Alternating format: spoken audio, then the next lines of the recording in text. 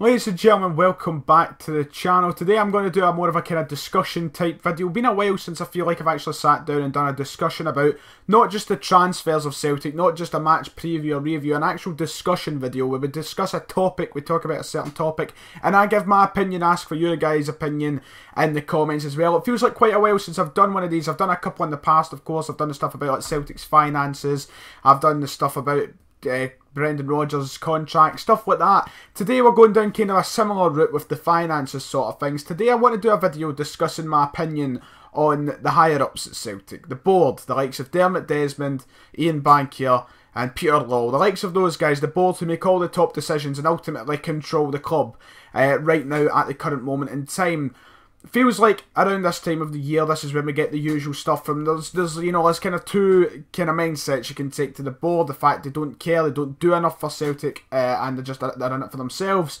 And the other part where I feel like I'm more swaying towards, but we'll get in my opinion is where I respect the board. I feel like they're the right guys for the job and they're doing well, doing what they're supposed to do, keeping us in a stable state. We'll get any more about my opinion in a minute, but the reason I've decided to make this video now is we're at transfer window, right? We're at the transfer window at the end. We're coming to the end of the transfer window. Deadline day is tomorrow, and Celtic haven't spent massively, right? The most we've spent a player, £4 million, Olivier and Cham. We loaned in Patrick Roberts. We've made a couple other signings here and there.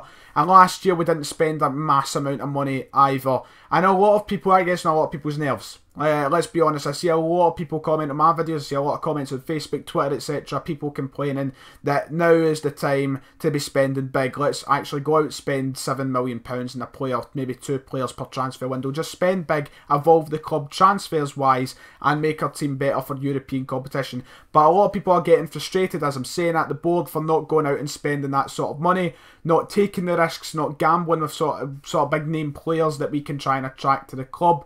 But I feel like there is a lot of misunderstanding and a lot of points we have to take into consideration when the board do sign the players they do and they don't go and spend, say, £7 million. A lot of people are angry at the fact that we didn't get Patrick Roberts on a permanent transfer. And we'll get more into that as we move along. I'll start from the very start and I'll start from my opinion. I'll discuss the two sides to things. I'll just quickly say in my opinion. My opinion is Peter Law, Ian Bankier, Dermot Desmond, all the board, whoever they are, whoever they may be. I do appreciate them. I feel like they're the right guys for the job, and honestly, I think they're doing swimmingly, if you want to use that word. As the Celtic board, I don't have a problem with them. I think they're doing fine. I'm all coming off the back of a video on Monday where I was saying, where is Patrick Roberts? Why is it taking us so long? And why we not spend this money? And I feel like a couple of people really did misunderstand me in the comments. And I'm not someone who usually goes out and begs for big money signings. I was just kind of frustrated at the time that we weren't doing anything when there was clearly kind of blank areas in the squads. And I wasn't bothered if we got Roberts permanently or a loan deal. But the thing is, I'm on the bandwagon that if we don't need to spend that massive amount of money, because at the end of the day we've got to do what's best for the club, and I feel like there's a lot of things that fans do ignore when going off and giving rants about Peter Law and how he handles himself and how he handles Celtic. I'm not saying that I completely disregard and disrespect anybody who does go out and aims or fires shots at Peter Law. At the end of the day, it's your opinion. You say what you want. I'm going to respect that opinion because I can understand where they're coming from, but I just feel like we do ignore the many positives that since they have been in charge at Celtic, since they have been the board, a lot of positives that he has done and what they have done go ignored. And that's not to say it's all been positives and there's no negatives. Of course there's negatives, and I acknowledge those negatives, but for me, I feel like the club is in such a stable state under these guys' hands that we can't really complain, and they've done a lot of great things for the club. I'm not going out and saying if you go out and launch a tirade towards these guys, you're a prick, you don't deserve to be a Celtic fan. I'm not saying that because I understand the frustration. I do see where people are coming from, but I just feel like the positives really should outweigh the negatives at the fact we just don't spend big money. At the end of the day, our transfers over the past 5 years, our best transfers, Virgil van Dijk, Victor Wanyama, Scott Sinclair, have all been under £3 million. They have been our 3 best transfers the last 5 years, if you want to say. They free. You can even throw in Moussa Dembele, who was a free transfer, basically, a 500 grand development fee. Those 4 players, at the end of the day, have been our best signings in the past 5 years. All of them signed for under £3 million. Not big money. Not needed. At the same time, understand maybe once in a while why not go out and spend something, because we can. But at the end of the day, there's been no problem in not doing that. We're dominating Scottish football. Well, there's no need to go out and spend. Obviously, we want to progress as a European side, but it's not to the, we're not going to the extent where we're a forgotten European side, which it looked like a couple of years ago. The positives which I feel like the board have brung are massive. They brung in Brendan Rodgers. That in itself, for me, bringing in Brendan Rodgers is a major transfer. That is a major transfer. That outweighs anybody who we could bring into the club for me. The fact we got Brendan Rodgers, the fact we've got one of the best managers in Britain, firmly in my opinion, one of the, deserves to be managing a top 4 side in England once again. He is a class manager. Not just from results in the park, but the way he actually manages a football team, the way he manages individual players. He is one of the best managers in Britain without a shadow of a doubt. The fact we brought him in to Celtic at a point where things were looking completely downhill. It looked as though like Ronnie Dyer was just, it wasn't great. It was not great, and we were going to this kind of, what are we going to become state? And then we brought in Brendan Rodgers, big money contract for a Celtic manager, highest paid manager in Scottish football history. The fact we brought him in alone, the board managed to bring him in, massive in itself for me. And for me, that outweighs anybody we could bring in realistically at Celtic. And that itself, that's one thing. The way our finances have been handled, terrific. We're not in any sort of worry. Look at the state Rangers have got themselves into. Right now, they they've not got a great financial state. They went into liquidation only 5 years ago, and I don't want to just, I'm not saying that to take the mick out of Rangers fans. The state they got themselves into, and they were doing dodgy things. But it's very easy done for a team in Scotland to get in a bad financial state. And I feel like the finances have been really well used. And they've been really well kept away. And we're evolving as a club. And we don't just need these transfers to do it. We have been evolving as a club without these big name transfers as people want to see. Look at this thing we're doing at Celtic Park. We've got it all done up now already, right? We've got the Celtic Way. We're getting a club hotel. We're getting a club museum and all that. These are things that you find at the top clubs.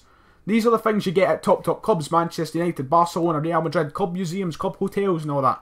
We are evolving on and off the pitch, and the board have done a fantastic job at doing that. At the end of the day, for me, it's not all about a big name transfer. I understand the frustration that the money is there to spend on a big transfer, but at the end of the day, the players we have brought in, even this season, and in Cham, we've got Roberts on loan, maybe frustrating that it's not a permanent deal, but you've got to work with two teams in that situation where Man City didn't want to sell him.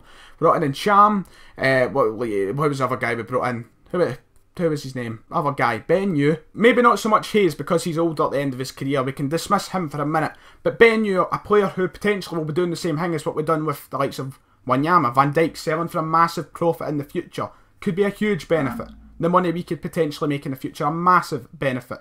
And Cham is already looking to be an absolute gem of a player for Celtic. Once again, we didn't go out and spend mega bucks on him. About £4 million.